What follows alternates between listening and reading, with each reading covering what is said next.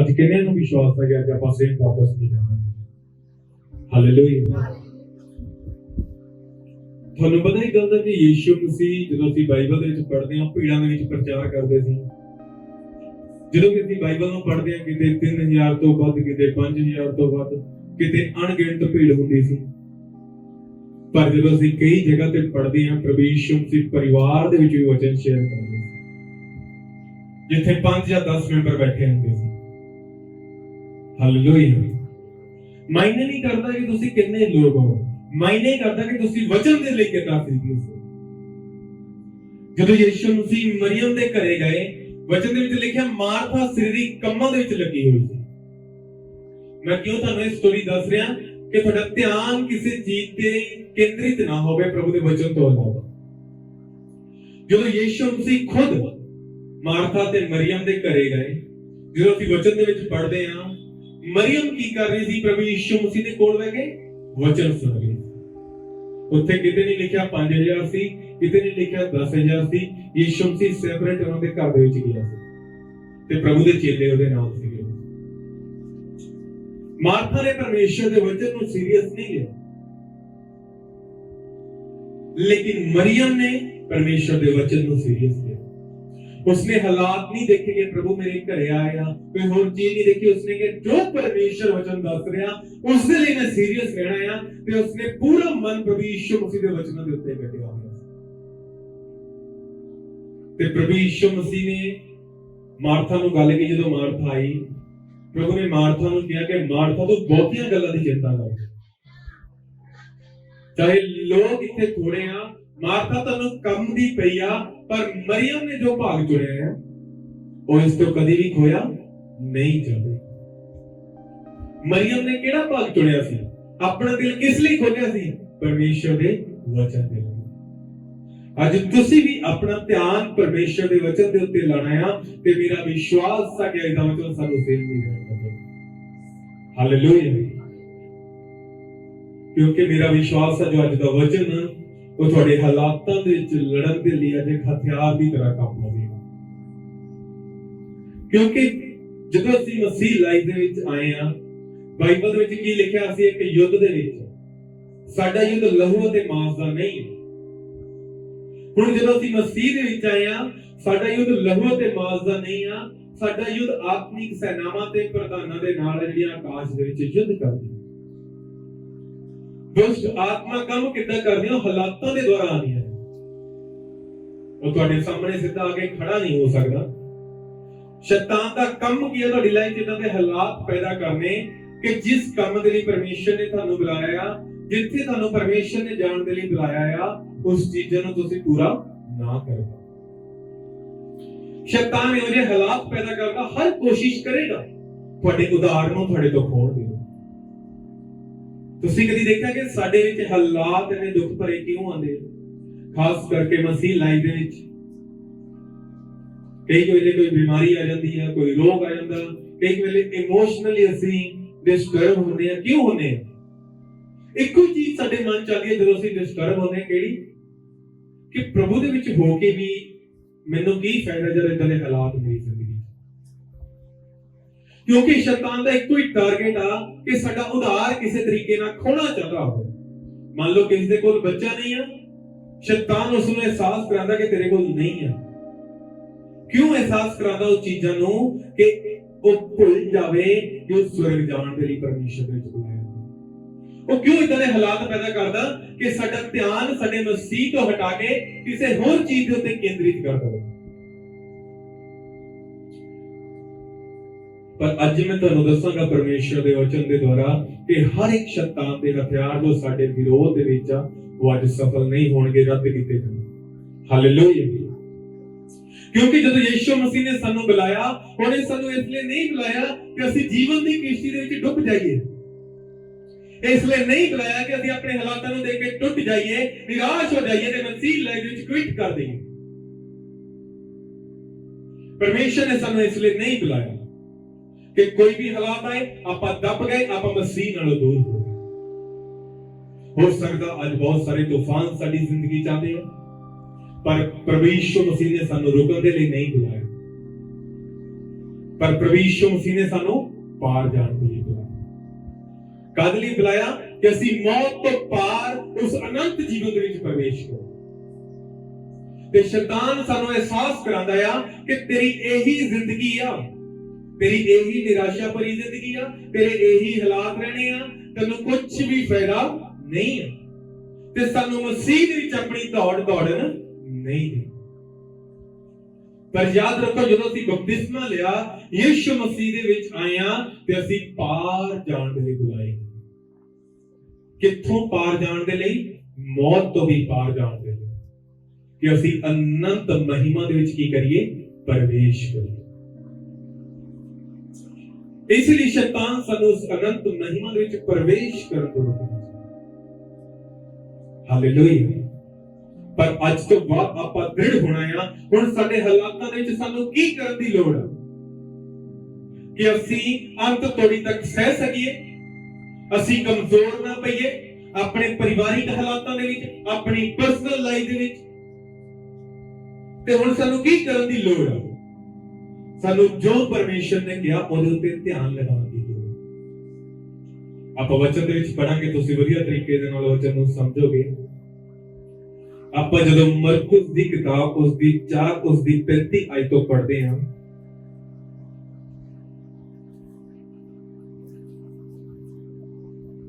मरकुस की किताब उसकी 35 आयत तो मैं पढ़ूंगा। उस दिन जब सांझ हुई तो उसने चेलों से कहा, आओ हम पार चलें। और वह भीड़ को छोड़कर जैसा वह था वैसा ही उसे नाव पर साथ ले चले, और उसके साथ और भी नावें थी। तब बड़ी आंधी आई और लहरें नाव पर जहां तक लगी कि वह पानी से भरी जाती थी, पर वह आप पिछले भाग में गद्दी पर सो रहा था।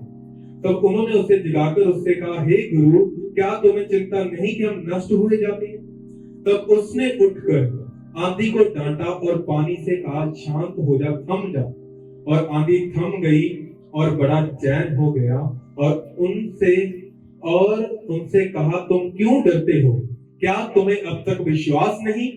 वह तो बहुत ही डर गए थे और आपस में बोले, जे कौन है कि आंधी और पानी भी उसकी आज्ञा मानते हैं।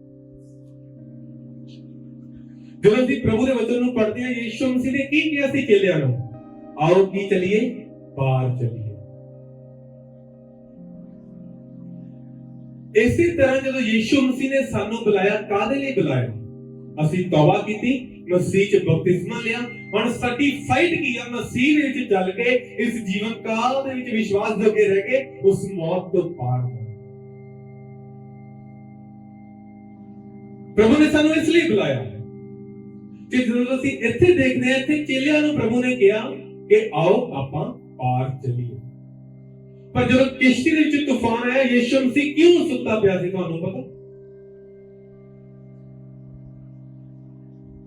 ਯਿਸੂ ਮਸੀਹ ਦੇ ਸੌਣ ਦਾ ਕਾਰਨ ਕੀ ਸੀ? ਕਿ ਪ੍ਰਭੂ ਨੂੰ ਨਹੀਂ ਪਤਾ ਸੀ ਤੂਫਾਨ ਆ ਰਿਹਾ, ਪ੍ਰਭੂ ਨੂੰ ਨਹੀਂ ਪਤਾ ਸੀ ਕਿ ਹਾਲਾਤ ਕਿੱਦਾਂ ਦੇ ਆ। ਬਾਈਬਲ 'ਚ ਲਿਖਿਆ ਹੋਰ ਵੀ ਬਹੁਤ ਸਾਰੀਆਂ ਕਿਸ਼ਤੀਆਂ ਜਿਹੜੀਆਂ ਉਹਨਾਂ ਦੇ ਨਾਲ ਦਰਿਆ ਦੇ ਵਿੱਚ, ਨਦੀ ਦੇ ਵਿੱਚ ਚੱਲ ਰਹੀਆਂ ਸੀ। ਜਦੋਂ ਹਾਲਾਤ ਡਗਮਗਾਏ, ਜਦੋਂ ਤੂਫਾਨ ਆਇਆ, ਕਿਸ਼ਤੀ ਦੇ ਵਿੱਚ ਪਾਣੀ ਭਰਨ ਲੱਗ ਪਿਆ, ਯਿਸੂ ਮਸੀਹ ਨੂੰ ਪਤਾ ਸੀ ਜਦ ਤੱਕ ਮੈਂ ਇਹਨਾਂ ਦੇ ਨਾਲ ਕਿਸ਼ਤੀ ਦੇ ਵਿੱਚ ਆ, ਚਾਹੇ ਜਿੰਨੀ ਵੀ ਮਰਜ਼ੀ ਤਕੜੀ ਬਾੜ ਕਿਉਂ ਨਾ ਆ ਜਾਵੇ, ਕਿਸ਼ਤੀ ਦਾ ਇੱਕ ਕੋਨਾ ਵੀ ਹਿਲਾ ਨਹੀਂ ਸਕਦਾ। ਹਾਲੇਲੂਇਆ। ਕਿਉਂਕਿ ਯਿਸੂ ਮਸੀਹ ਨੂੰ ਪਤਾ ਸੀ ਜਦੋਂ ਮੈਂ ਚੇਲਿਆਂ ਦੇ ਨਾਲ ਆ, ਇਹਨਾਂ ਨੂੰ ਡਰਨ ਦੀ ਲੋੜ ਨਹੀਂ ਆ, ਇਹਨਾਂ ਨੂੰ ਕੇਵਲ ਧਿਆਨ ਦੇਣ ਦੀ ਲੋੜ ਹੈ ਕਿ ਮੈਂ ਇਹਨਾਂ ਨੂੰ ਕੀ ਕਿਹਾ ਹੈ। ਜਦੋਂ ਤੂਫਾਨ ਆਇਆ, ਹਨੇਰੀ ਆਈਆਂ, ਚੇਲੇ ਭੁੱਲ ਗਏ ਕਿ ਯਿਸੂ ਮਸੀਹ ਨੇ ਸਾਨੂੰ ਕਿਹਾ ਸੀ ਆਓ ਪਾਰ ਚਲੀਏ। ਉਹ ਡਰ ਗਏ ਹੋਏ, ਕਹਿਣ ਲੱਗ ਪਏ, ਪਰਮੇਸ਼ਰ ਅਸੀਂ ਤਾਂ ਡੁੱਬ ਚੱਲੇ ਆ, ਅਸੀਂ ਤਾਂ ਮਰ ਚੱਲੇ ਆ ਤੇ ਤੂੰ ਸੁੱਤਾ ਪਿਆ ਹੈ। ਯਿਸੂ ਮਸੀਹ ਉੱਠੇ, ਸ਼ਾਂਤ ਕੀਤਾ ਤੂਫਾਨ ਨੂੰ, ਆਂधी ਨੂੰ ਥਮਾਇਆ ਤੇ ਪ੍ਰਭੂ ਨੇ ਕਿਹਾ, ਕਿਉਂ ਤੁਸੀਂ ਘਬਰਾ ਗਏ? ਜਦੋਂ ਅਸੀਂ ਇੱਕ ਜਗ੍ਹਾ ਪੜ੍ਹਦੇ, ਪ੍ਰਭੂ ਨੇ ਕਿਹਾ, ਤੁਹਾਡਾ ਵਿਸ਼ਵਾਸ ਕਿੱਥੇ ਹੈ? ਪ੍ਰਭੂ ਕਿਹੜੇ ਵਿਸ਼ਵਾਸ ਦੀ ਗੱਲ ਕਰ ਰਿਹਾ ਸੀ? ਪ੍ਰਭੂ ਕਹਿ ਰਿਹਾ ਸੀ, ਅਗਰ ਮੈਂ ਤੁਹਾਨੂੰ ਕਿਹਾ ਆਪਾਂ ਪਾਰ ਜਾਣਾ ਆ, ਫਿਰ ਕਿਉਂ ਤੁਸੀਂ ਤੂਫਾਨ ਨੂੰ ਦੇਖ ਰਹੇ ਆ? ਤੁਸੀਂ ਮੇਰੇ ਵਚਨ ਦੇ ਉੱਤੇ ਕਿਉਂ ਨਹੀਂ ਵਿਸ਼ਵਾਸ ਕਰ ਰਹੇ ਜੋ ਮੈਂ ਤੁਹਾਨੂੰ ਕਿਹਾ? ਹਾਲੇਲੂਇਆ। ਇਸੇ ਤਰ੍ਹਾਂ ਸਾਡੀ ਲਾਈਫ ਦੇ ਵਿੱਚ ਜਦੋਂ ਹਾਲਾਤ ਆਉਂਦੇ ਆ, ਕੋਈ ਦੁੱਖ ਆਉਂਦੇ ਆ, ਮੁਸੀਬਤਾਂ ਆਉਂਦੀਆਂ, ਸਾਨੂੰ ਘਬਰਾਉਣ ਦੀ ਲੋੜ ਨਹੀਂ ਹੈ। परमेश्वर दे कोलों कुछ भी छुपिया नहीं है। परमेश्वर नूं नहीं पता साडी लाइफ विच की चल रहा है, सब कुछ पता है। खुदा कहता मैं तेरे सिर दे बाल तक भी गिने हुए हैं। पर परमेश्वर की चाहता है ਅਸੀਂ ਉਹਦੇ ਕਹੇ ਹੋਏ ਵਚਨਾਂ ਨੂੰ ਦ੍ਰਿੜਤਾ ਦੇ ਨਾਲ ਵਿਸ਼ਵਾਸ ਦੇ ਨਾਲ ਫੜ ਲਈਏ।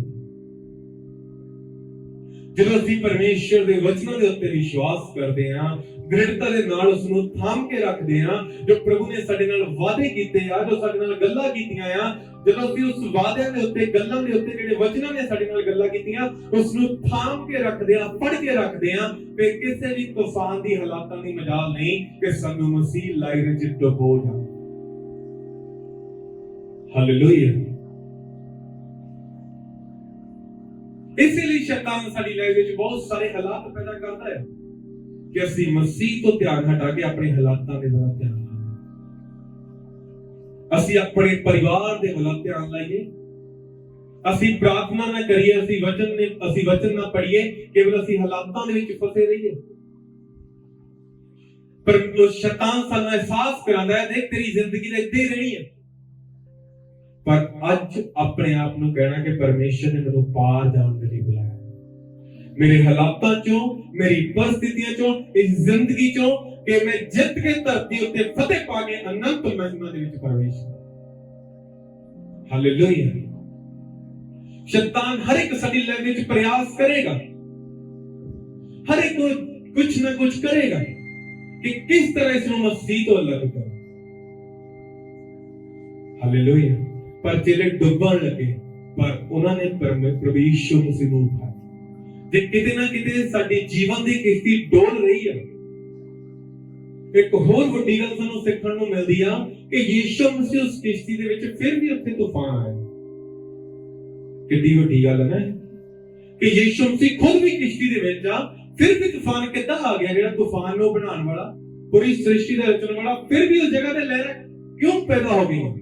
हो सकता साडी जिंदगी च भी परमेश्वर होवे, हालात माड़े हो सकते, हो सकता साडी जिंदगी च परमेश्वर होवे, सानू निराशा दा सामना करना पै सकदा है, पर असी अपने परमेश्वर नू उठाना है अपनी लाइफ में। हालेलुया। चेले नू जदों लग्या कि हुण असी कमजोर पै रहे हैं, जदों उन्हां दा प्रभु दे वचन तो ध्यान हट गया, पर कोशिश करो कि साडा विश्वास प्रभु दे वचन दे उत्ते लग्या होवे, जो ओने सानू किया एक दिन जरूर पूरा होवेगा। जो मसीह दे विच सानू किसे योजना दे तहत बुलाया आ, जेड़ी साडे नाल गल कीती आ, ओ जरूर एक टाइम ते पूरी होवेगी। पूरा ध्यान केंद्रित रखो उस चीज दे उत्ते, अपने हालातां नू ना देखदे होए। अगर फिर भी साडे हालात सानू कमजोर कर रहे, ते चेलियां दी तरह यीशु मसीह नू उठाओ अपनी जिंदगी। कितना परमेश्वर ने उठना, समर्पण लो। जे हालात तुहाडे उत्ते हावी हो रहे हैं कि परमेश्वर मेरे दा सामना नहीं कर पा रहा, परमेश्वर ने नी फास्टिंग दे विच जाना, मैं नी प्रार्थना दे विच जाना, हुण मैं इन्ने घंटे प्रार्थना करांगा, हुण मैं इन्ने घंटे बाइबल पढ़ांगा।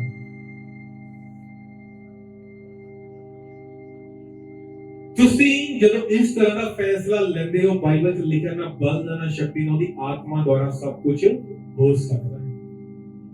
जे तुहानू लग रहा तुसी हालातां च कमजोर पै रहे हो, ते यीशु मसीह नू अपनी लाइफ दे विच पुकारो कि प्रभु हुण मैनू तेरी जरूरत आ, मिले उठ तेरी ना कर।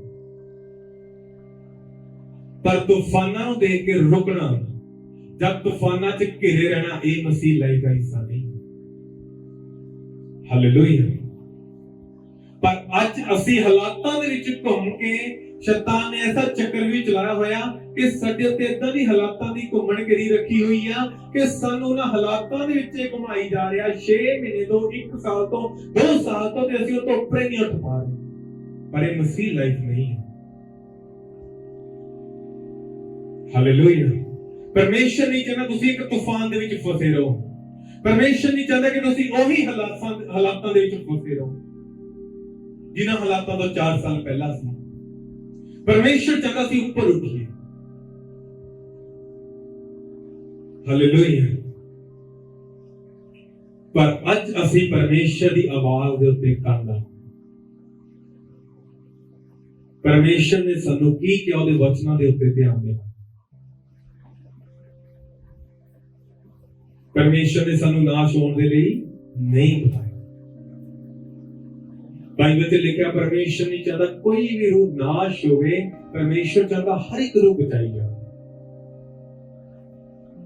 इसलिए आज अपने हालातों को देखो कि असी 4-5 साल तो अगर एक ही हालातों के विच घिरे हुए हैं ना, एक ही तूफान साडी जिंदगी च चल रहा है, किते ना किते गड़बड़ी है। तुसी अगर लड़के अक के थक चुके हैं, किते ना किते जे परमेश्वर दे वचनों तो भी ध्यान हट गया है, विश्वास कमजोर हो रहा, अज तो बाद अपने हालातों तो उपर अज अपने प्रभु की दुहाई दो कि परमेश्वर मेरे लिए उठ, कुछ फैसले लो अपनी जिंदगी दे विच जे तुसीं अगे वधना चाहते हो। क्योंकि शैतान दा साडे लई षड्यंत्र है। जे एक बंदा पाप करदा, वो कहता है करदा ही रहे, ਉਹਦੇ ਵਿੱਚ फसिया ही होवे, बाहर ना आवे। ये परमेश्वर नहीं चाहता, शैतान चाहता। हालेलुया। पर अज असी परमेश्वर दे वचन दे उत्ते ध्यान दें। परमेश्वर ने चेलियां नूं दस्सिया कि कोई भी हालात मेरे कोलों छुपे नहीं है, कोई भी हालात ऐसा दे नहीं कि मैं बदल नहीं सकता।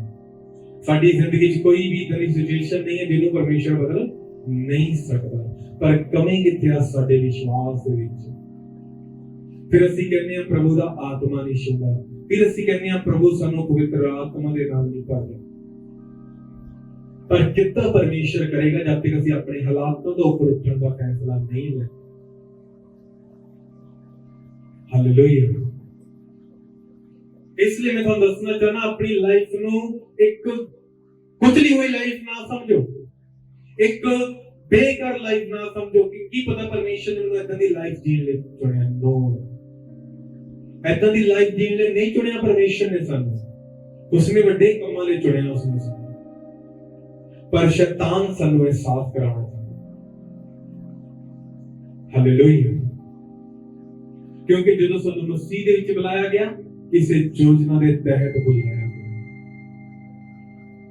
किसी मकसद के तहत बुलाया गया। पर शैतान भी उस मकसद को खत्म करना चाहता है। जो थोड़ी जिंदगी में परमेश्वर ने फल रखा, उसको तुहानू वांझा करना चाहता है, दूर करना चाहता है। पर अज परमेश्वर सानू हर एक साडे हालातां चों बाहर कढेगा। हालेलुया। जेड़ा तूफान थमना चाहिए अज तो बाद थमेगा यीशु मसीह के नाम में। जेड़े भी हालात थानू मसीह तो दूर करते, मसीह के प्रेम तो हट करते, मसीह के वचना तो हट करते, मसीह लाइफ तो हट करते हैं, आज जो परमेश्वर कृपा करेगा, आज उठेगा साडे लिए, साडे तूफानां नूं थमावेगा वो परमेश्वर। हालेलुया। याद रखो परमेश्वर ने सानू कहा है पार जाना। चेले ने एक गलती की थी, प्रभु के वचन नूं भुल गए। पर दूजी गलती नहीं की थी उन्होंने कि पानी नूं अपने ते तूफान नूं हावी होण दिता, भज के चेले प्रभु दे कोल चले। आज तो बाद भुल जाओ तुहाडे हालात की, भज के अपने परमेश्वर दे कोल चले। किते सरीरिक कम्मां दे विच इन्ने व्यस्त ना हो जाओ कि अपने आत्मिक क्षेत्र दे विच काम करना भुल जाओ। आजकल कई लोग सोचते हैं कि सेवा ही सब कुछ है, सेवा ही सब कुछ है। वो सेवा करते करते उन्होंने विच कोई भी बदलाव नहीं है, कोई भी आत्मिक फल नहीं है। याद रखो, दुल्हन दुल्हे दे नाल अगर टाइम स्पेंड ना करे, कितना दुल्हा उन्हें प्यार कर सकता। सब तो ज्यादा किहड़ी एक रिलेशन धरती उत्ते जिहड़े सब तो ज्यादा उस विच टाइम स्पेंड करते हैं, वो हस्बैंड अते वाइफ का है। सही कह रहे हैं ना? जे साडी वाइफ सानू तीसरे दिन आके बुलावे, सानू बुलावे ना अपने कमरे च बड़ी रहे, कि असी अपनी वाइफ दी इच्छावां नूं पूरा करांगे? कि असी वाइफ नूं लव कर पावांगे? नहीं है ना। ते यीशु मसीह ने कहा तुसी मेरी दुल्हन हो। ते आपां किते संसार दे कम्मां विच व्यस्त होके उस परमेश्वर दे नाल बैठना भुल गए। कितना पे संसार दे विच व्यस्त होके उस परमेश्वर नूं समय देना भुल गए, अपने आत्मिक क्षेत्र विच काम नहीं कर रहे। असीं इधर उधर ध्यान साडा लाया होया है शैतान ने। ते कितना वो परमेश्वर फिर सानू नाल लेके जाएगा, कितना फिर यीशु मसीह लेके जाएगा जब ओदी दुल्हन ओदे नाल टाइम ही नहीं स्पेंड कर रही। ਸਨੈਪਚੈਟ ਦੇ ਨਾਲ, WhatsApp ਦੇ ਨਾਲ, Facebook ਦੇ ਨਾਲ, ਇਹ ਮੱਕੜੀ ਦਾ ਜਾਲ ਆ, ਸ਼ੈਤਾਨ ਦਾ ਮਸੀਹ ਲੋਕਾਂ ਦੇ ਲਈ ਦੱਸਦਾ। ਤੁਸੀਂ ਖੁਦ ਆਪਣੀ ਲਾਈਫ ਦੇ ਵਿੱਚ ਦੇਖੋ ਕਿ ਕਿੱਦਾਂ ਦੀ ਸਾਡੇ ਵਿੱਚ ਹਵਾ ਇੱਕ ਛੱਡੀ ਗਈ ਆ, ਜਾਂਦੀਆਂ ਆਸ਼ਾ ਸਾਡੀ ਜ਼ਿੰਦਗੀ ਚਾਹੀਏ ਸ਼ਰਾਬ ਪਾ ਕੇ। ਕੀ ਮੈਂ ਸਹੀ ਕਹਿ ਰਿਹਾ? ਲੋਕਾਂ ਦੀ ਨਿਗਾਹ 'ਚ ਇਹ ਆਸ਼ੀਸ਼ ਹੋ ਸਕਦੀ ਆ, ਪਰ ਸਾਨੂੰ ਪਤਾ ਕਿ ਚਾਹੇ ਜਿੰਨਾ ਮਰਜ਼ੀ ਮਹਿੰਗਾ ਫੋਨ ਹੋਵੇ, ਜਿਹੜਾ ਸਾਨੂੰ ਪਰਮੇਸ਼ਰ ਤੋਂ ਦੂਰ ਕਰਦਾ, ਸਾਡੇ ਲਈ ਸ਼ਰਾਪ ਹੈ। ਇਹ ਮੱਕੜੀ ਦਾ ਜਾਲ ਹੈ ਸ਼ੈਤਾਨ ਦਾ ਸਾਡੇ, ਤੇ ਅਸੀਂ ਇਸ ਵਿੱਚ ਫਸਦੇ ਜਾ ਰਹੇ ਹਾਂ, ਦਿਨ ਪ੍ਰਤੀ ਦਿਨ ਹੋਰ ਦੇ ਹੋਰ। ਪਰ ਅੱਜ ਫੈਸਲਾ ਲੈਣਾ ਆਪਣੇ ਪਰਮੇਸ਼ਰ ਦੇ ਨਾਲ ਬਦਲ। ਹਾਲੇਲੂਇਆ। ਕਿਉਂਕਿ ਯਾਦ ਰੱਖੋ, ਪਰਮੇਸ਼ਰ ਨੇ ਚੇਲਿਆਂ ਨੂੰ ਨਦੀ ਦੇ ਵਿੱਚ ਇਸ ਲਈ ਨਹੀਂ ਲੈ ਕੇ ਚੱਲਾ ਸੀ ਕਿ ਚੇਲੇ ਡੁੱਬ ਜਾਣ, ਮਰ ਜਾਣ। ਪ੍ਰਭੂ ਨੇ ਕਿਹਾ ਸੀ ਆਓ ਪਾਰ ਚਲੀਏ।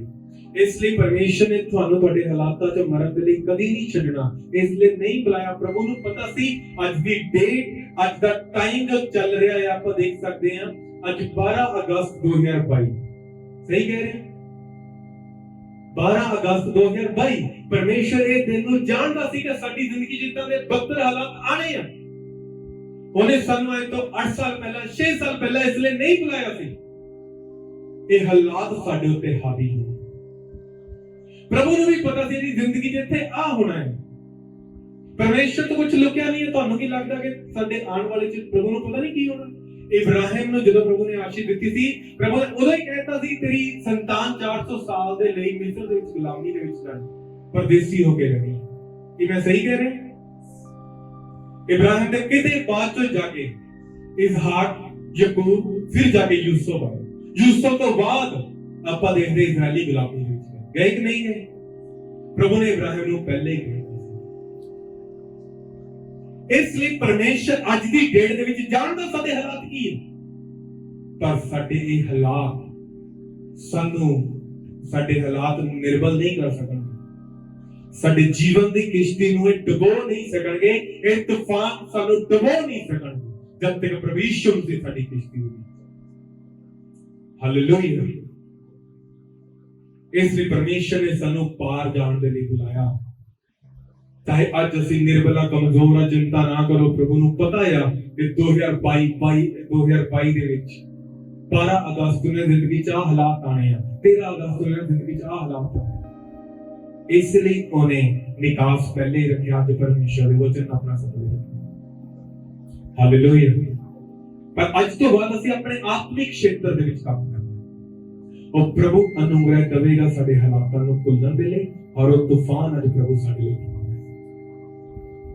ਹਾਲੇਲੂਇਆ।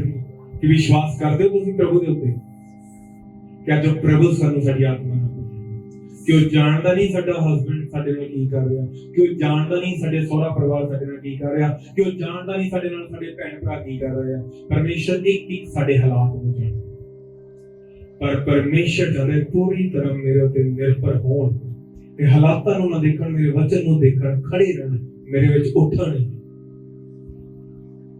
ਹਾਲੇਲੂਇਆ। ਰੁਕਣਾ ਸਾਡਾ ਕੰਮ ਨਹੀਂ, ਕਿਸ਼ਤੀ ਨੂੰ ਵਾਪਸ ਮੋੜਨਾ ਸਾਡਾ ਕੰਮ।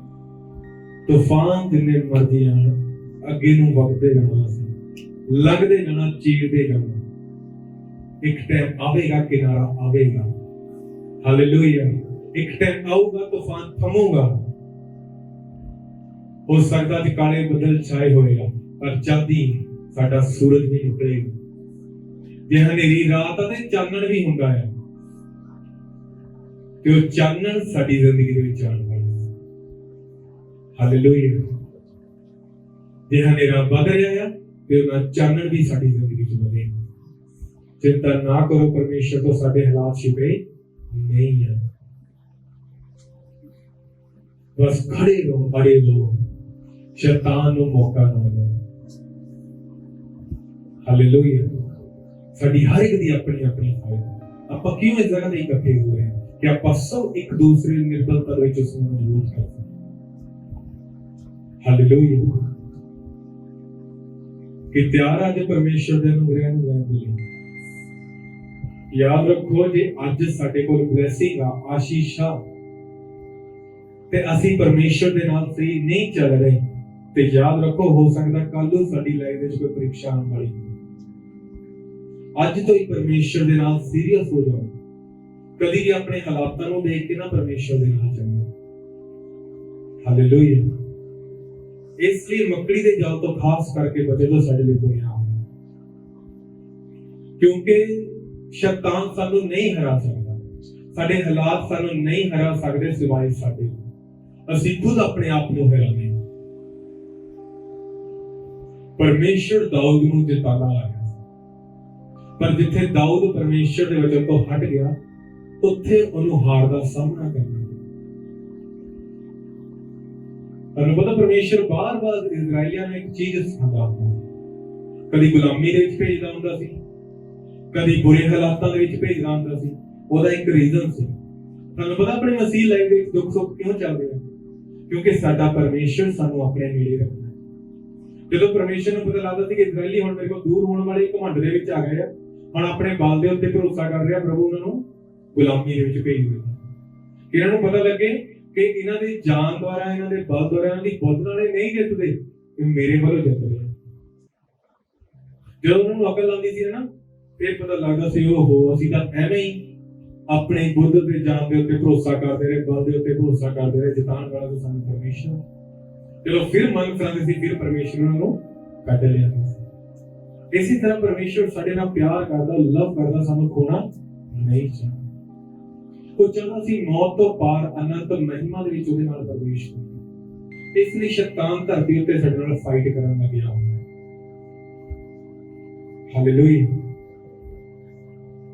इसलिए परमेश्वर चाहता कि ਅਸੀਂ सब कुछ ਉਹਨੂੰ ਆਪਣੀ ਜ਼ਿੰਦਗੀ ਦੇ ਵਿੱਚ ਪਾਈਏ ਇੱਕ ਜਗ੍ਹਾ ਪਰਮੇਸ਼ਰ ਇਜ਼ਰਾਈਲੀਆਂ ਨੂੰ ਕਹਿੰਦਾ ਵਚਨ ਭੇਜਦਾ ਕਿ ਉਹਨੇ ਕਿ ਜੋ ਇਹ ਆਸ਼ੀਸ਼ ਹੋ ਰਹੇ ਇਹ ਨਾ ਸੋਚਣ ਕਿ ਆਪਣੇ ਬਲਬੂਤੇ ਆਪਣੇ ਬਲ ਦੁਆਰਾ ਹੋ ਰਹੇ ਪਰਮੇਸ਼ਰ ਨੇ ਕਿਹਾ ਇਹਨਾਂ ਨੂੰ ਵਧਾਉਣ ਵਾਲਾ ਮੈਂ ਤੁਹਾਨੂੰ ਪਤਾ ਇਜ਼ਰਾਈਲੀ ਧਰਤੀ ਉੱਤੇ ਸਭ ਤੋਂ ਛੋਟੀ ਕੌਮ ਸੀਗੀ ਤੇ ਸਭ ਤੋਂ ਗਿਣਤੀ ਵਿੱਚ ਥੋੜੇ ਸੀ इसलिए परमेश्वर ਤੁਹਾਨੂੰ ਅਤੇ ਮੈਨੂੰ ਕਿਉਂ ਆਪਣੇ ਕੋਲ ਬਾਰ-ਬਾਰ ਬੁਲਾਉਂਦਾ ਆ ਕਿ ਕਿਤੇ ਨਾ ਕਿਤੇ ਅਸੀਂ ਆਪਣੇ ਆਪ ਤੇ ਜਾਂ ਅਸੀਂ ਸਰੀਰਕ ਚੀਜ਼ਾਂ ਤੇ ਪੈਸੇ ਉੱਤੇ ਘਮੰਡ ਕਰੀਏ ਅਸੀਂ ਆਪਣੇ ਪ੍ਰਭੂ ਦੇ ਘਮੰਡ ਰੱਖੀਏ ਕਿ ਜਿੱਦਾਂ ਦੇ ਵੀ ਸਾਡੇ ਹਾਲਾਤ ਤੇ ਪ੍ਰਭੂ ਦੇ ਹੱਥਾਂ ਦੇ ਵਿੱਚ ਸਾਡੇ ਹੱਥਾਂ ਦੇ ਵਿੱਚ ਨਹੀਂ ਹਾਲੇਲੂਇਆ ਇਸ ਲਈ ਅੱਜ ਤੋਂ ਬਾਅਦ ਅਸੀਂ ਆਪਣੇ ਪਰਮੇਸ਼ਰ ਨੂੰ ਆਪਣੀ ਲਾਈਫ ਵਿੱਚ ਬੁਲਾਓ ਜਿੱਥੇ ਜਿੱਥੇ ਵੀ ਕਮਜ਼ੋਰ ਹੋ ਉਸ ਸਕਦਾ ਤੁਸੀਂ ਪਵਿੱਤਰਤਾਈ ਦੇ ਵਿੱਚ ਪ੍ਰਾਰਥਨਾ ਨਹੀਂ ਕਰ ਪਾ ਰਹੇ हो सकता है जो भी हालात है आज अपने परमेश्वर को ਅਸੀਂ ਪੁਕਾਰਦੇ ਕਿ ਪ੍ਰਭੂ ਸਾਡੇ ਲਈ ਉੱਠੇ ਹਾਲੇਲੂਇਆ